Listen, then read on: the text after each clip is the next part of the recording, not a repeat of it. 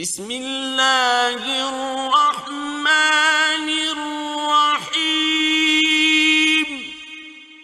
اقرأ باسم ربك الذي خلق خلق الإنسان من علق اقرأ وربك الأكرم الذي علم بالقلم علم الإنسان ما لم يعلم۔ قرآن مجید کے ان دو پاروں کے اندر اللہ تبارک و تعالیٰ نے قیامت کے مختلف احوال کا تذکرہ فرمایا۔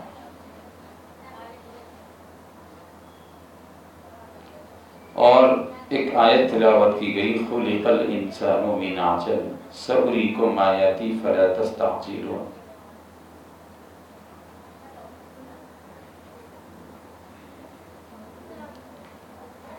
جس کا مطلب یہ ہے کہ انسان کو جلد باز پیدا کیا گیا۔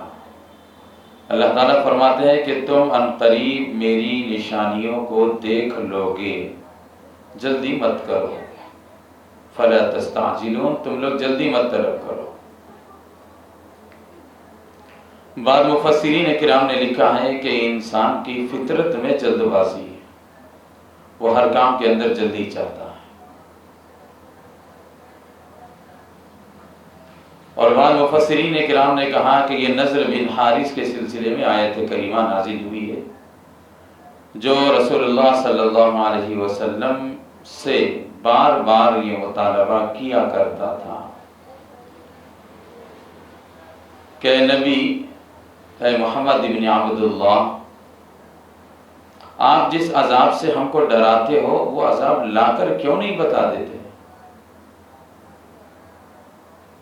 تو اللہ تعالیٰ نے اس کے بارے میں یہ آیت کریمہ نازل فرمائی کہ ابھی اتنا بے صبری کا مظاہرہ نہ کرو، ابھی کچھ اور انتظار کرو، ان قریب میری نشانیوں کو تم دیکھ لو گے۔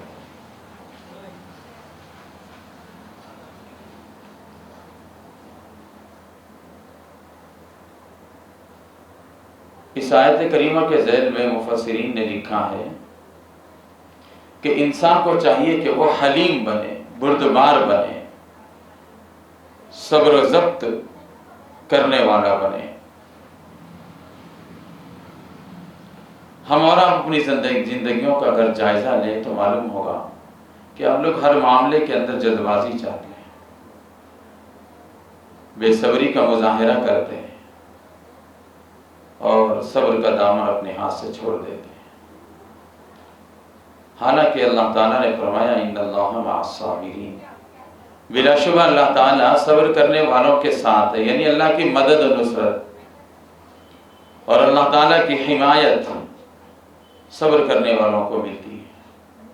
بے صبری کا مظاہرہ کرنے والے ہمیشہ نقصان میں رہتے ہیں، اس لیے بے صبری سے بچنا چاہیے، حلم اور بردباری سے ہر کام کرنا چاہیے۔ ہاں، بعض چیزوں میں جلدی کرنا یہ مسنون ہے، جیسے اگر کوئی لڑکا یا لڑکی عمر کو پہنچ جائیں اور بلوغ کی عمر کو اگر وہ پہنچ جائیں تو ان کا نکاح کرنے میں دیر نہ کریں، جلدی کریں۔ جنازہ موجود ہے تو اس کی تجہیز و تکفین اور نماز جنازہ میں جلدی کریں۔ اسی طرح برے اعمال سے توبہ کرنے اور استغفار کرنے میں انسان کو جلدی کرنا چاہیے۔ نیک کی ہمارے سامنے ہے اور اس نیک کام کو کر کے ہم اپنے باری تعالیٰ کو راضی اور خوش کر لے سکتے ہیں، تو ہمیں فوراً جلدی کر کے اس نیک عمل کو کر لینا چاہیے۔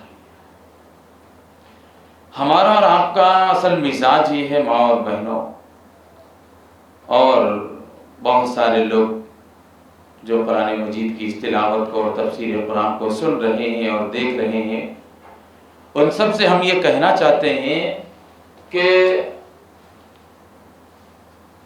دین کے معاملے میں، عبادت کے معاملے میں، نیکیوں کے معاملے میں، کار خیر کے معاملے میں، اچھائیوں اور بھلائیوں کے معاملے میں ہمیں جلدی کرنا چاہیے، اور برائی اس سے رک جانا چاہیے۔ لیکن ہم لوگ برائی کرنے میں بہت جلدی کر لیتے ہیں، پہل کر لیتے ہیں، کوئی بھی برائی نظر آ جائے تو ہم فوراً اس کو کر ڈالتے ہیں اور نیکی کرنے میں ہم لوگ پیچھے رہ جاتے ہیں۔ حضرات صحابہ کرام رضوان اللہ تعالی علیہم اجمعین نیکی کے ایسے منتظر رہتے تھے اور اللہ کے نبی علیہ السلام کے ارشاد اور فرمان کے ایسے منتظر رہتے تھے کہ ایسے اللہ کے نبی کی زبان سے حکم نکلا اور فوراً عمل کر ڈالا۔ اتنے بے تاب، اتنے منتظر اور بے چین رہتے۔ اور ہم لوگ مال کی محبت میں آ کر، دنیا کی محبت میں آ کر برائیوں کے اندر تو بہت جلدی کر لیتے ہیں، لیکن نیک کام کرنے میں ہم لوگ بہت دیر کرتے ہیں۔ یہ الٹی گنگا بہتی ہے ہماری۔ اس لیے ہمیں غور کرنا چاہیے کہ اگر اعمال خیر ہیں ہمارے سامنے تو فوراً اس کو کر ڈالیں، ایک لمحے کے لیے بھی نہ روکیں۔ کسی کی مدد کرنا ہے، اللہ تعالیٰ نے آپ کو استطاعت دی ہے تو سوچیے مت، فوراً کر دیجیے۔ نماز کا وقت ہو گیا، رکیے مت، دیر مت کیجیے، فوراً پڑھ لیجیے۔ مسجد حاضر ہو جائے، جماعت مل جائے تو اس کے ساتھ پڑھ لیجیے۔ نیک کاموں کے اندر شیطان ہم سے تاخیر کراتا ہے، دیر کراتا ہے، اور دیر کراتے کراتے وہ وقت کو ہم سے ٹال دیتا ہے۔ پھر انسان یہ سوچتا ہے کہ چلو وقت نکل گیا، دوسری مرتبہ کر لیں، بعد میں دیکھ لیں۔ اور برائیوں کے اندر شیطان ہم کو بہلا کر، پھسلا کر، اس کے فائدے بتلا کر اور نہ کرنے پر کیا نقصان ہو سکتا ہے آپ کا، یہ سب چیزیں ہمارے سامنے بتلا کر، پیش کر کے، مزین کر کے ہمیں گناہوں کے اوپر فوراً آمادہ کر لیتا ہے۔ اب ہم لوگ ایک نفس اور شیطان کے دھوکے میں آ جاتے ہیں اور فوراً گناہ کر ڈالتے ہیں۔ اس لیے برائیوں میں تو ہمیں بہت دیر کرنا چاہیے، اوراً تو گناہ کرنا ہی نہیں چاہیے، لیکن انسان کی فطرت اور ایک عادت بتلائی جا رہی ہے کہ وہ نیک کاموں کے اندر بہت جلد کر لے اور برائیوں کے اندر رک جائے۔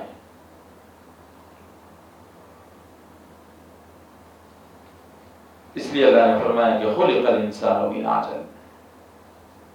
اور اسی طرح انسان یہ چاہتا ہے کہ میں کوئی بھی کام اگر کر لوں تو اس کا رزلٹ، اس کا نتیجہ، اس کا ثمرہ، اس کا خلاصہ اور اس کا حاصل مجھے فوراً مل جائے۔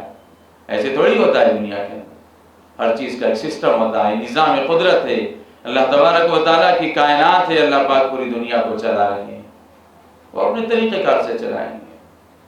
ہم لوگ اتنے بے چین اور بے تاب ہو جاتے ہیں کہ دوائی کھاتے ہیں تو فوراً سمجھتے ہیں کہ اثر ہو جائے، ہمیں ابھی ہو جانا چاہیے اثر۔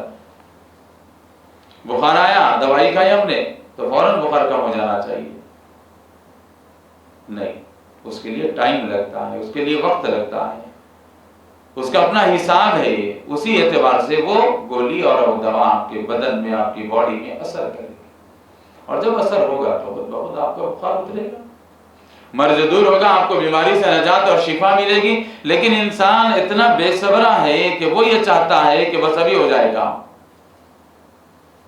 اور وہی اگر مجھ سے کہا جائے کہ بھائی چلو نماز پڑھ لو، روزہ رکھ لو، زکوٰۃ دے لو، صدقہ کر لو، حج کر لو، آپ کے اوپر تو سب چیزیں فرض ہو گئی ہے، تو کہیں گے مولوی صاحب ابھی عمر باقی ہے، کریں گے آرام سے حج، ابھی کیا رکھا ہے۔ نماز پڑھنے کے لیے بولو تو ابھی پڑھیں گے، ہاں آپ چلیے ہم آئیں گے، ایسے بتائیں گے لوگ۔ نیکیوں کے اندر تو اپنے آپ کو پیچھے کر لیتے ہیں ہم لوگ، اور گناہوں کے اندر ہم لوگ سب سے اپنے آپ کو آگے کر لیتے ہیں۔ ہر کام کے اندر حلم ہونا چاہیے، بردباری ہونی چاہیے، صبر اور ضبط کے ساتھ کام کرنا چاہیے، انتظام و انصرام کے ساتھ کام ہونا چاہیے، جلد بازی کے ساتھ نہیں ہونی چاہیے۔ العجولۃ من الشیطان، جلد بازی شیطان کی طرف سے ہوتی ہے۔ بس مرتبہ ایسا ہو جاتا ہے کہ انسان جلد بازی میں کچھ کا کچھ کر لیتا ہے اور نقصان اٹھانا پڑتا ہے، اور ہوتا بھی بہت ساری مرتبہ، دیکھیں گے ہم لوگ۔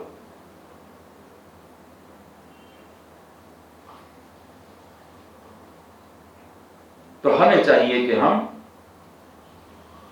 صبر کریں اور صبر کے دامن کو اپنے ہاتھ سے چاہے رکھیں۔ صبر اور شکر دو ہی چیزیں دیکھیے، اللہ کی جو نعمتیں ہمیں مل رہی ہیں، میسر آ رہی ہیں، اس کے اوپر اللہ کا شکر ادا کرو، اللہ پاک اس نعمتوں کے اندر اضافہ فرمائیں گے۔ لئن شکرتم لازیدنکم، اللہ نے اپنا قانون بتلا دیا کہ جو بندہ بھی میری نعمتوں کے اوپر شکر گزاری کرے گا، میں اس کی نعمتوں کے اندر مزید اضافہ کرتا جاؤں گا۔ وَلَئِن كَفَرْتُمْ إِنَّ عَذَابِي لَشَدِيدٌ، اور اگر ناشکری کرو گے تو میری عذاب، میری پکڑ بھی بڑی سخت ہے، انتہائی خطرناک پکڑ ہے میری۔ اللہ کا عذاب بڑا شدید ہے، بڑا سخت ہے. اس لیے کفران نعمت نہ کرو، ناشکری نہ کرو. اسی طرح صبر کرو. صبر کا دامن رمضان المبارک کے مہینے میں اللہ کے نبی علیہ السلام نے فرمایا کہ صبر کرو اس مہینے کے اندر بھی. الصبر جزاؤہ الجنہ، صبر کا بدلہ جنت رکھا ہے اللہ تعالیٰ نے. کچھ بھی بیماری آ جائے، مرض آ جائے، مصیبت آ جائے، آفت آ جائے، کچھ بھی آپ کو ہو جائے تو آپ کو چاہیے کہ آپ صبر سے کام لیں، ہمت رکھیں اپنے اندر. جس باری تعالیٰ نے مرض اور بیماری دی ہے وہی اس بیماری سے شفا اور نجات بھی عطا فرمائے گا. جس اللہ تعالیٰ کے حکم سے دنیا کے اندر حالات آئے ہیں، تم صبر کا دامن تھامے رہو اور اللہ کو راضی کرتے رہو، وہ حالات خود بخود اللہ تعالیٰ تبدیل فرما سکتے ہیں. چشمے زدن میں، لمحے واحد میں، پلک جھپکنے کے برابر بھی اللہ کو ٹائم نہیں لگتا ہے حالات کو بدلنے کی. لیکن بندوں کو جس کام کا حکم دیا کم از کم بندے وہ تو کریں. وہ تو ہم لوگ کرتے نہیں ہیں اور واویلا مچاتے ہیں، شور مچاتے ہیں کہ ایسے ہو گیا، ویسے ہو گیا، وہ ہو گیا، یہ ہو گیا، فلاں بیماری آ گئی، فلاں مرض آ گیا، فلاں جگہ نقصان ہو گیا، کاروبار نہیں چل رہے، وغیرہ وغیرہ. کبھی ہم نے یہ بھی تو دیکھا ہے کہ ہم اپنے باری تعالیٰ کو راضی کرنے کی کتنی کوشش کر رہے ہیں، اور کیا ہم لوگ صبر کے ساتھ اللہ تعالیٰ کی آزمائشوں پر اتر رہے ہیں پورے کہ نہیں اتر رہے ہیں. امتحانات، آزمائشیں اللہ تعالیٰ کے پاس سے آتی رہی. قرآن مجید میں اللہ تعالیٰ نے صاحب ارشاد فرمایا وَلَنَبْلُوَنَّكُمْ بِشَيْءٍ مِّنَ الْخَوْفِ وَالْجُوعِ وَنَقْصٍ مِّنَ الْأَمْوَالِ وَالْأَنفُسِ وَالثَّمَرَاتِ، ہم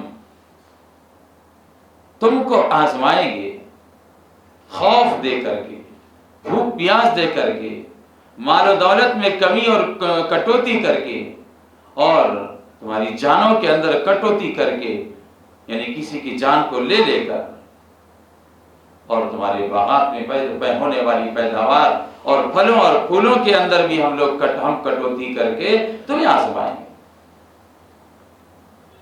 پھر اخیر میں اللہ نے فرمایا کہ وَبَشِّرِ الصَّابِرِينَ، صبر کرنے والوں کو خوشخبری دے دو کہ ان کا کوئی نقصان نہیں ہوگا. اسی لیے اللہ کے نبی علیہ السلام دنیا کی کوئی بھی مصیبت آتی تھی تو فوراً اللہ کی طرف رجوع کر لیتے تھے اور صبر کے ساتھ اللہ کو راضی کرنے کی کوشش کرتے. الذین اذا اصابتهم مصیبہ، جب یہ صحابہ کرام کی صفت بیان فرمائی جا رہی ہے کہ جب بھی ان کو کوئی مصیبت پہنچ جاتی تھی، ذرہ برابر معمولی سی مصیبت بھی اگر پہنچ جاتی تو کیا کہتے تھے؟ انا للہ و انا الیہ راجعون، کہ یہ سب کچھ جو بھی ہو رہا ہے وہ سب اللہ ہی کے حکم اور مرضی سے ہو رہا ہے اور ہم سب کو لوٹ کر اللہ ہی کے پاس جانا ہے. ایک مرتبہ حضور علیہ السلام رات کا موقع تھا اور ہوائیں چلی تو جو چراغ اللہ کے نبی کے گھر میں چل رہا تھا وہ چراغ گل ہو گیا، بند ہو گیا، اندھیرا ہو گیا. تو فوراً آپ نے انا للہ و انا الیہ راجعون یہ کہا. آپ نے حضرت عائشہ صدیقہ رضی اللہ تعالیٰ عنہ سن رہی تھی اور کہنے لگی کہ اللہ کے نبی یہ کیا ہوا، آپ نے یہ دعا کیوں پڑھی ہے؟ کیا کسی کا انتقال ہوا، یہ کوئی بڑا حادثہ پیش آ گیا؟ ایک معمولی سا چراغ تھا ہمارے گھر میں جو بند ہو گیا، جو گل ہو گیا ہوا کی وجہ سے. تو آپ نے انا للہ و انا الیہ راجعون کہا. حضرت عائشہ رضی اللہ تعالیٰ عنہ کے پوچھنے پر اللہ کے نبی نے فرمایا کہ عائشہ، چاہے کسی کے گھر کا یہ جلنے والا چراغ گل ہو جائے یا کسی کے گھر کے اندر رہنے والی زندگی کا چراغ گل ہو جائے، دونوں برابر. وہ بھی مصیبت ہے، یہ بھی مصیبت ہے. وہ بھی انسان کے لیے نقصان دہ ہے، یہ بھی انسان کے لیے نقصان دہ. اس سے بھی انسان کو تکلیف ہوتی ہے، درد ہوتا ہے، اس سے بھی انسان کو تکلیف اور درد ہوتی ہے.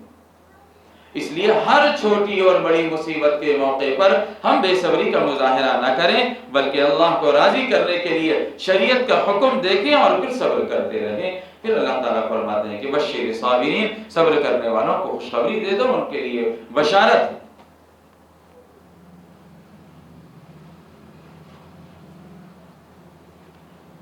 سماج اور معاشرے کے اندر ہم نے دیکھا ہے کہ کسی کے نوجوان بیٹے کا یا چھوٹے بچے کا انتقال ہو جاتا تو ہماری عورتیں ایسے معاملہ مچاتی ہیں اور ایسے شور مچاتی ہیں اور اپنی زبان سے ایسے ایسے الفاظ اور کلمات ادا کرتی ہیں جو شرکیہ کلمات کہتے ہیں. اللہ کے اوپر افترا، بہتان اور جھوٹ بات بول دیتے ہیں جذبات میں آ کر کے.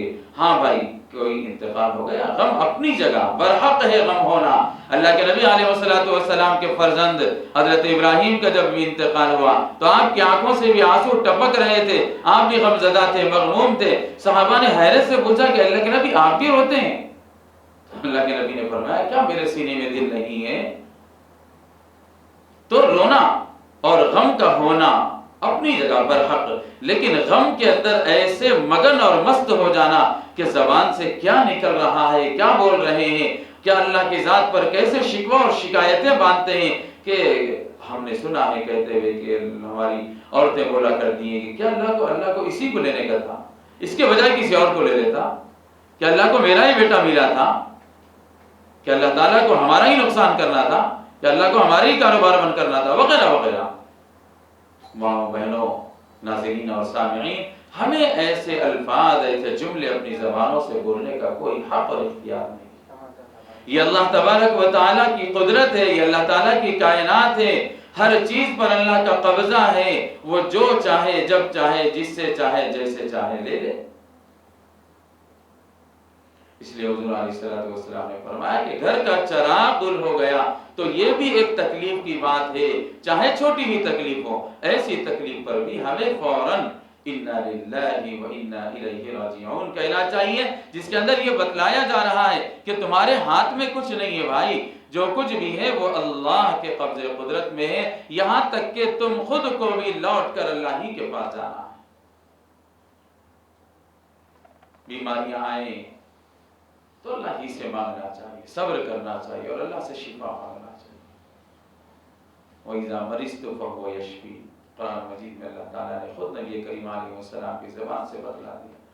آپ نے فرمایا کہ جب میں بیمار ہوتا ہوں تو وہی اللہ کی ذات ہے جو مجھے شفا دیتی ہے۔ ہم لوگ بے صبری کا مظاہرہ کر کے، بے چینی کا مظاہرہ کر کے خود پریشان، دوسروں کو پریشان کرنا یا اپنی وجہ سے کسی اور کو مصیبت اور تکلیف میں ڈالنا، یہ زیب نہیں دیتا، اسلام اس کی تعلیم نہیں دیتا ہے۔ اسلام تو یہ کہتا ہے کہ بھائی بیماری اللہ ہی کی طرف سے آنے والی ہے اور تمہارے بس میں کیا ہے، اسباب کو اختیار کرو، ڈاکٹر کو پسند کرو اور معلومات کرو، اچھے ڈاکٹر کو بتلاؤ، دوائیاں کھاؤ، ٹائم پہ کھاؤ، اور جو کچھ تم سے ہو سکتا ہے اسباب کے اعتبار سے وہ سب کچھ کرو، لیکن اللہ کی ذات پر یقین رکھو کہ شفا تو دینے والی ذات وہی ہے۔ کاروبار نہیں چل رہے، ہمیں پریشانی تو ہوتی ہے انسان، چونکہ انسان کی زندگی وابستہ ہے اس سے، پریشان تو ہونا ہی ہے، لیکن پریشان ہو کر ہم اللہ کی ذات پر بہتان باندھ دیں اور یہ کہنے لگ جائیں کہ کیا اللہ کو میں ہی ملا تھا، میرا نقصان کر دیے، کیا اللہ کو ہم ہی نظر آئے کہ ہمارے کاروبار کو بٹھا دیا اور ٹھپ کر دیا، نعوذ باللہ من ذالک۔ نہیں، ہمیں ایسے نہیں بولنا چاہیے، ہمیں صبر کرنا چاہیے۔ ہو سکتا ہے اللہ تعالیٰ ہم اس کے ذریعے سے ہماری آزمائش لے رہے ہوں، بتلا دیا نا اللہ نے، وَلَنَبْلُوَنَّكُمْ بِشَيْءٍ مِّنَ الْخَوْفِ وَالْجُوعِ وَنَقْصٍ مِّنَ الْأَمْوَالِ، تمہارے مال کے اندر، تمہاری آمدنی کے اندر، تمہاری دولت کے اندر اور تمہارے کاروبار، تجارت، ملازمت، نوکریوں، ہر چیز کے اندر اللہ تعالیٰ کمی کر کے، روک کے تمہیں آزماتے ہیں اور دیکھتے ہیں کہ تمہارا ایمان کتنا مضبوط ہے۔ اگر مضبوط والا ایمان والا بندہ ہوگا تو وہ صبر کرے گا اور صبر کر کے اللہ ہی سے کہے گا کہ اللہ آپ ہی کا دیا ہوا تھا جو کچھ بھی تھا، لیکن اب نہیں چل رہا ہے، پتہ نہیں وجہ کیا ہے، میری کچھ گناہوں کی نحوست، میری کوئی بدعملیوں کا یہ نتیجہ ہو سکتا ہے، آپ اس کو چلا دیجیے۔ بیماری آتی ہیں اللہ ہی کی طرف سے آتی ہیں، اور بیماری آتی ہے تو اللہ تعالیٰ بندوں کے گناہوں کو معاف کرتے ہیں، وہ ایک بہانہ بنا کر کے اللہ تعالیٰ، اس کے اندر بھی کوئی نہ کوئی خیر اور مصلحت ہوتی ہے۔ بہت ساری مرتبہ ایسا ہوتا ہے کہ ہمیں نظر آنے میں تو چیز بڑی خطرناک دکھتی ہے، بڑی بری دکھتی ہے، بڑی ناپسند معلوم ہوتی ہے، بڑا شر لگتا ہے ہم کو۔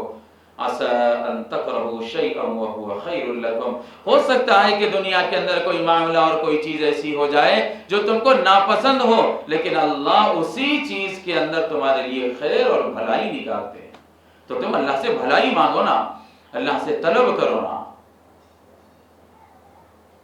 اولاد کی دینے والی ذات اللہ کی ہے، ہمیں اللہ سے مانگنا چاہیے، اسباب کے اعتبار سے جو کرنا ہے وہ ہم کریں گے، اور کرنے کا شریعت نے ہمیں حق دیا اور حکم دیا ہے، لیکن کوئی بزرگ، کوئی پیر، کوئی ڈاکٹر، کوئی دوا، کوئی علاج ہمیں 100% اولاد دے دے اس کی کوئی گارنٹی نہیں دے سکتا ہے. کیوں؟ یہ چیز صرف اور صرف اللہ کے اختیار میں ہے. وہ مالک چاہتا ہے تو دیتا ہے. قرآن مجید میں اللہ تعالیٰ نے صاف لفظوں میں فرما دیا جس کو چاہتا ہے ایک بیٹا دیتا ہے, جس کو چاہتا ہے بیٹی دیتا ہے, جس کو چاہتا ہے دونوں دیتا ہے, جس کو چاہتا ہے وَيَجْعَلُ مَن يَشَاءُ عَقِيمًا بانجھ بنا کر رکھ دیتا ہے جس کو چاہتا ہے. اللہ کی مرضی. ہمیں بے صبری نہیں کرنا چاہیے. ہمیں دنیا والوں کی باتوں میں آ کر, سماج اور معاشرے کی باتوں میں آ کر اپنے آپ کو مصیبت میں ڈالنا یا اپنے آپ کو بدقسمت سمجھنا یا بدنصیب سمجھنا, یہ سب چیزیں اللہ کی ذات پر افتراء اور بہتان باندھنے کے برابر ہے, جو سخت ترین گناہ ہیں. اس لیے ہم ضرورت کے مطابق دنیا کے اندر محنت کریں ہر اعتبار سے. باقی مرضی اللہ کی ہوتی ہے. بیماری کا دینے والی ذات اللہ کی, شفا ہم اللہ سے مانگے. اولاد کی دینے والی ذات اللہ کی, اسباب اختیار کریں اور اللہ سے مانگتے رہیں. کاروبار چلانے والی ذات اللہ کی, ہم محنت کریں, دکان اپنے وقت پر اپنے ٹائم پر کھولیں, بند کریں اور اللہ سے مانگتے رہیں. اللہ تعالیٰ یہ گاہکوں کے دلوں کو ہماری جانب متوجہ فرماتا ہے. اس لیے قرآن مجید کی اس آیت کا ایک بات یہی ہم ذکر کرنا چاہتے ہیں کہ اللہ تعالیٰ نے انسان کو جلد باز بنایا. تو جلد بازی میں بہت ساری چیزیں ہم اپنے نقصان کر لیتے ہیں, تو کبھی بھی جلد بازی نہیں کرنا چاہیے. صبر کے ساتھ, ضبط کے ساتھ اللہ کی آزمائشوں میں پورے اترنے کی کوشش کرنا چاہیے. اللہ پاک توفیق عمل نصیب فرمائے, صحیح طور پر دین کی سمجھ اور ہمیں اپنی زندگیوں کے اندر صبر اور حلم اور بردباری پیدا کرنے کی توفیق عطا فرمائے. وآخر دعوانا الحمد للہ رب العالمین. اللهم صل على محمد وعلى ال محمد وبارك وسلم. ربنا اتنا في الدنيا حسنة وفي الآخرة حسنة وقنا عذاب النار. اغفر وارحم وانت خير الراحمين. ربنا لا تجعلنا فتنة للقوم الظالمين. الہ العالمین رحم کا کرم کا عافیت کا درگزر کا معاملہ فرما. اللہ ہمارے بیماروں کو شفا کاملہ عاجلہ مستقبلہ دائمہ نصیب فرما. چھوٹوں کو, بڑوں کو, ماؤں کو, بہنوں کو, عورتوں کو, بچوں کو, بچیوں کو, بڑوں کو, اللہ سب کو شفا کلی عطا فرما. ہر ایک کو بیماریوں سے نجات عطا فرما, صحت مند زندگی عطا فرما, خوشحال زندگی عطا فرما, خوشعیش زندگی عطا فرما. اے اللہ ہر ایک کے کاروبار کے اندر, گھرانوں کے اندر, زندگیوں کے اندر, اعلی اولاد کے اندر خیر اور برکت کے فیصلے فرما. اللہ رمضان المبارک کی قدردانی کرتے ہوئے آپ سے مانگ کر آپ کو راضی کرنے کی توفیق اور ہمت اور استطاعت اور طاقت نصیب فرما. باری تعالیٰ ہم میں سے ہر ایک کی ضروریات کا آپ تکفل فرما دیجیے. ہماری ضرورتوں کو ہم سے بہتر آپ جانتے ہیں. الہ العالمین ہماری ہر ضرورت کو پورا فرما دیجیے. آپ کی ذات پر یقین کامل نصیب فرما دیجیے. جو مانگا ہے وہ بھی عطا فرما دیجیے, جو مانگنے سے رہ گیا ہے لیکن ہماری ضرورت ہے اللہ وہ بھی ہمیں عطا فرما دیجیے. وصلی اللہ تعالی علی خیر خلقہ محمد وعلی آلہ وصحبہ اجمعین برحمتک یا ارحم الراحمین.